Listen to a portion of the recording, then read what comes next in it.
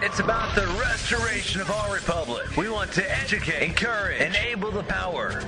We stand for integrity, honesty, self-reliance, self-defense, and most importantly, no compromise on our foundational principles. This is America's Voice Now.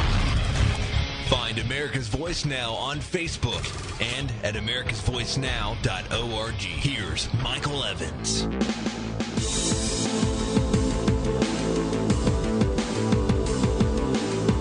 Good morning, America. You're listening to America's Voice Now. Today is Friday, 11/8. Thanks for joining us. Appreciate those of you who are joining us live, streaming on our website, as well as listening into our other broadcasts.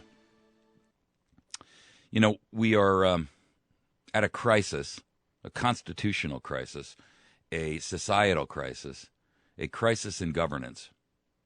And that should never be more apparent to America than the president's statement yesterday that he was sorry that people are losing their health care insurance, but stopped short of admitting that he misrepresented and purposely, willfully lied to America, not as an act of omission, but as an act of commission. And that puts things in an entirely different light. We're going to talk a little bit about that issue. And I want America to understand the depths of the deprivation of this man and his administration, who would willfully, willingly, intentionally lie to America in an effort to utilize a Cloward and Piven strategy that really has at its core not the benefit of all of America getting health care, but as the true intent, which is an attack upon our nation. And this is one way to get a significant percentage and perspective of the nation under control and command. So we're going to talk a little bit about that. Our second topic is going to be the Russian and Chinese sharks that are circling the United States of America. And the American press is unwilling to talk about this because with it comes the obvious investigative journalism that would be required to say, why is it that we are bleeding here in the water? What is wrong with America that we have, for all intents and purposes, capitulated to? We are the wounded animal. And the truth of the matter is that when you look at the United States in that perspective, you have to recognize that it's the first law of nature. The weak get taken down first. And Obama and a long line of traitors before him, and mark my words now, he is not the traitor. He is the last in a long line, a long historic line of traitors that have weakened our nation so that we are like that gazelle with the broken leg that's trying to run away from the lions, and we're the one that gets left behind by the herd. So now the wolves and the sharks are circling. They smell blood in the water. Putin and China are openly quantifying what they perceive to be our weakness. China, despite all that's hidden from you by the Ministry of Propaganda, openly wrote, and I posted this up on our Facebook, I did an entire show about it, got a lot of pushback from some guy on YouTube who's a Chinese national. I got to tell you, you can try to cover this all you want, but China is licking its chops and slavering at the saliva is dripping off of its fangs at the concept of getting to the rich resources that this nation has. And mark my words, this nation is under dire exigent threat. All right, our third segment is the Benghazi missiles that are flooding the Middle East. You know, Benghazi was all about missiles. I said that from the very, very beginning. There is a lot more to this than meets the eye. That is why we cannot get answers. That is why we cannot get testimony from the people who were there. That is why CIA people and people in the spec ops community are being given monthly and bi-monthly or twice monthly lie detector tests and polygraph tests, and they are being made to sign non-disclosure agreements. Their names are being changed. They're being moved around the country. Folks, this is classically fascistic dictatorial rule that is going on. And the press is giving this administration all the cover it needs to continue down that pipe. Our fourth and last segment is going to be good gangster, bad gangster. Basically, we live in Thugland, USA. And the NSA is one of the consigliaries for this particular administration. We're going to talk about that because there's an article out from one of the representatives. He's actually the guy who is truly classified as the guy who really invented the internet, not Al Gore. And he has made some very, very interesting statements, and I want to go over them with you because it's for real what he's talking about. What he's saying is that, you know, governments must differentiate themselves from and have to live by their principles. In other words, in fact, here's his quote. Any democratic country has to take the high road. It has to live by its principles. I'm very sympathetic to attempts to increase security against organized crime. But you have to distinguish yourself from the criminal. Boom. All right. Let's get into our first topic, because I got to tell you, Obama has come out yesterday, and on NBC News, I'm sorry for Americans that are finding themselves in this situation based on assurances they got from me. Ladies and gentlemen, if you consider that an apology, you really have drank way too much Kool-Aid. I mean, look, the president lied to us again and again and again and again and again and again and again, and I can keep on going. He promised, gave assurances to America that everyone would be able to keep their existing insurance no matter what. His phrase, not mine. No matter what. He knew all along, with full knowledge, and he sat there and he lied to the American people with malice aforethought. This was a lie of commission, not a lie of omission. He did not forget to give us details. He willfully, knowingly lied. He committed a lie. And that's a big difference. Well, I have to tell you, if you consider, I am sorry that they are finding themselves in this situation based on assurances they got from me, to be an apology and to be a get-out-of-jail-free card for this guy, then you are far deeper in the brown-nosed territory than I've ever anticipated that you would be.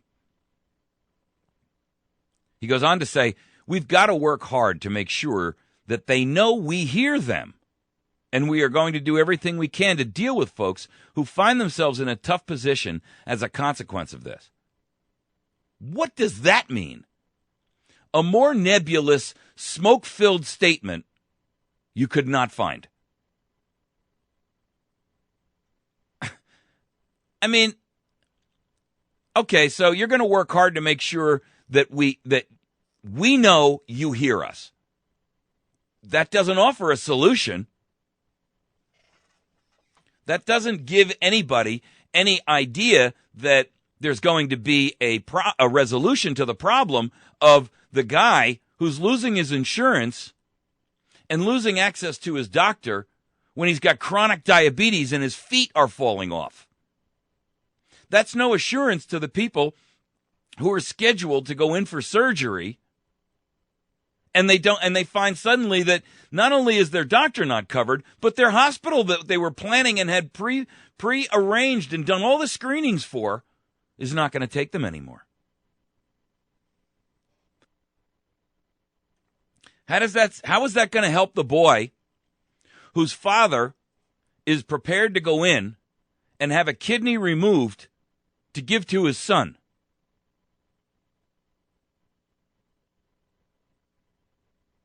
And suddenly they find that their doctors are no longer participating in the plan that they've been allocated to.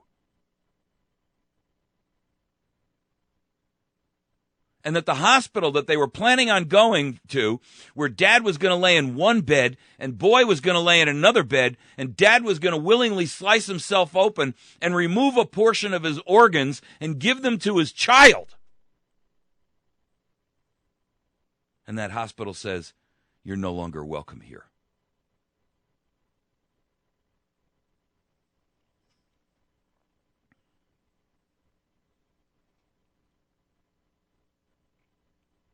This is beyond an apology.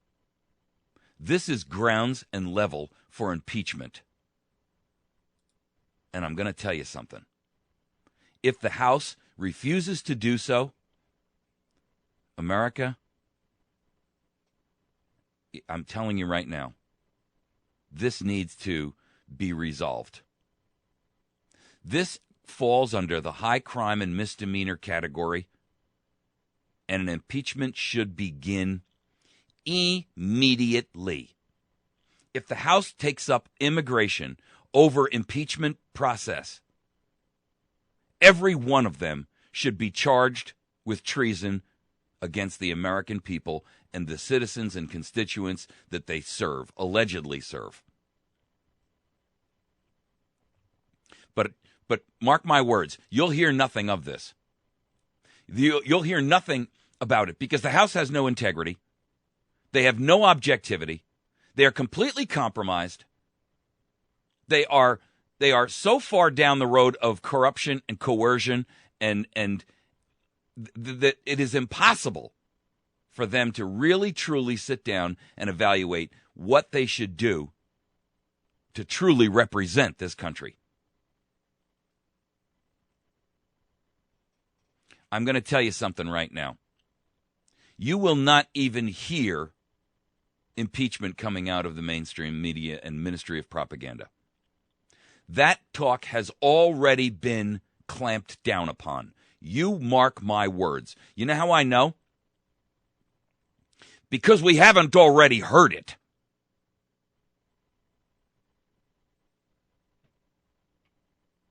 We haven't heard it.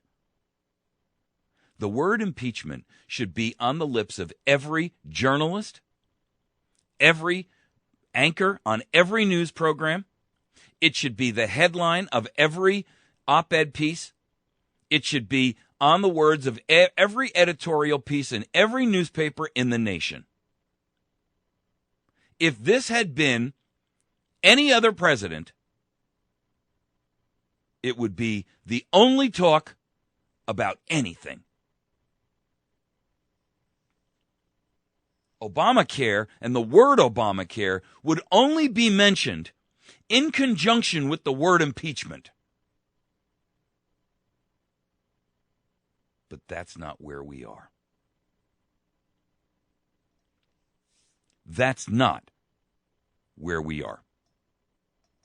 Where we are is a far different place. Where we are is some foreign land where not a single one of us understands the rules. Where gravity doesn't exist. Where everything that you've ever known was upside down. If that doesn't tell you everything that you need to know about how far down the rabbit hole of Alice's Wonderland or Obama's Wonderland we have fallen, it's beyond my ability to understand why America will not rise up as a collective national massive civilly disobedient group, organized. I mean, it doesn't even have to be organized. A march on Washington that doesn't just march there for the weekend, but marches there with the commitment to sit there and demand that every representative, every person in every office, every representative or every person in the executive chain of command, they all must leave. I know the O'Reillys in the world out there, the Hannitys in the world out there, they'd say, that's crazy talk. Okay. Don't listen to me. I get it. I'm wearing a tinfoil hat. It's all right. The Laura Ingrams of the world, the MSNBCs, the ABCs, he's an extremist. He's an anarchist. No, I'm not an anarchist. I believe in government. I just believe that government is something that we should run, not something that runs us. I believe that Americans shouldn't live in fear of their government. I believe that the war on terror should not be a war that Americans have to fight against their own government. And mark my words, this is terror. This is the use of domestic terrorism perpetrated on the American people by their own nation, their own national government. Obamacare is not a failure. I've said this 1,000 times. It's a wildly successful project. This is exactly what this administration is looking for. It's not a train wreck. The GOP there is no objectivity left in them. They can sit there and cry foul all they want. But meanwhile, they cry foul to the camera, and as soon as the camera is off, they walk over and shake hands with the people that hold their leash. This is the equivalent of a national government who is holding its own citizens hostage with a suicide vest. This administration is seeking to be the final runner in a long, long race. But this is a race that is a relay race. It's not a race where everybody starts at the same line and they all run down and whoever gets to the finish line first wins. This is a relay race where everyone starts at the first line and they race forward, and at the 100-yard mark, they hand off the torch to the next one. And what you have is the number one kicker, the sprinter, who is now running the final dash. His name is Obama. The guy who ran up to him before, that was George Bush. The guy before that was Bill Clinton. The guy before that was George Bush Sr. And I can keep going. If you want to know where the root of this starts, you can go back to 1900. For the last 105 or 110 years, this nation has been under an assault by domestic terrorists operating in a suit, declaring themselves unilateral kings. Our society is being destroyed, and it all comes down to one thing. The graduated, they knew long ago that they could not turn around and institute tyranny in the United States and turn us into, for all intents and purposes, a fascist dictatorship or a socialistic nation or a communist. Doesn't matter. Pick your ism. It doesn't make any difference. They're all the same. They're all the same to you because every one of them stands for one thing: authoritarian totalitarianism. And the truth of the matter is, to the tens of millions of Americans, to the 100 million Americans who will end up under the thumb of these tyrants, it's not going to make 1 ounce of difference what ism or what word precedes ism.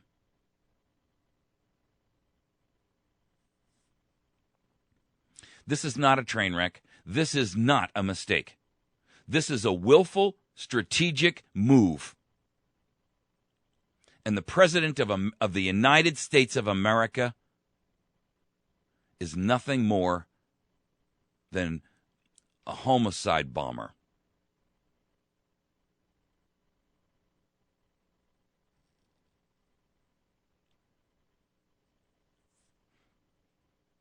That's strong language. I mean it to be. This is the implementation of the Marxist ideology, combined with a man who is willfully intent on the utter and complete destruction of everything that this nation has stood for. The jobs are disappearing. The IRS is a weapon of mass destruction. The economy is bleeding out. Americans are broke. Our society is in disarray. The Pentagon reports that sexual assaults in the Army are up 46%, and Claire McCaskill says this is a good start. What? The middle class has become utterly and totally dependent upon the government. The lower class, the low-income people in the United States of America, they're beyond dependent. They are willfully licking the boot of the hand that feeds. The upper middle class is slowly but surely and completely oblivious to their own observation, is being dragged down to the position of peasantry.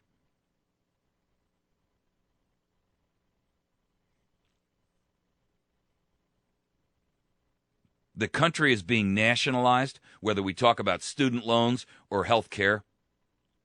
The Fed is growing rich and fat, building up debt they know can never be paid back.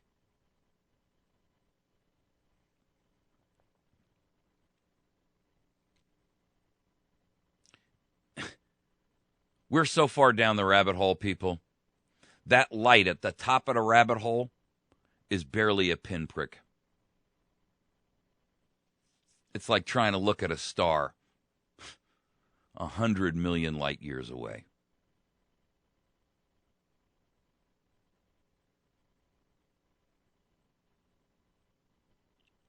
I got to tell you, the GOP, they're no salvation to you.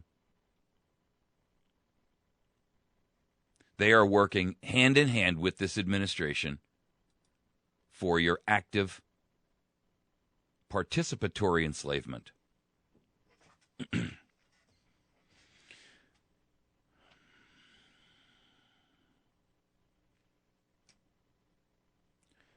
Make no mistake about it, ladies and gentlemen.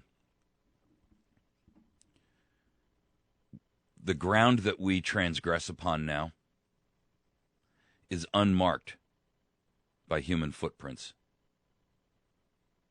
We're in territory that no place in the world has ever gone.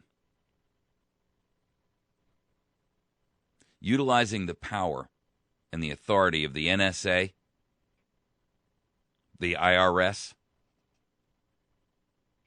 the healthcare industry, the Federal Reserve, the black ops money that is spent in the trillions of dollars to wage a war against its own nation. The level of surveillance that is accomplished will make targeting those people who are dissenters so easy. I don't fear for our nation. I weep for the dead who haven't died yet.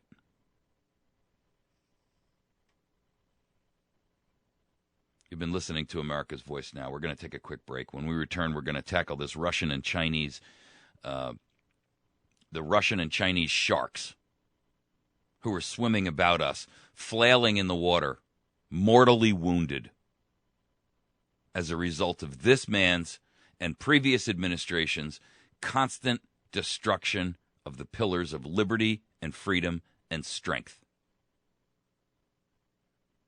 They say strength is projected over in Iraq and Afghanistan.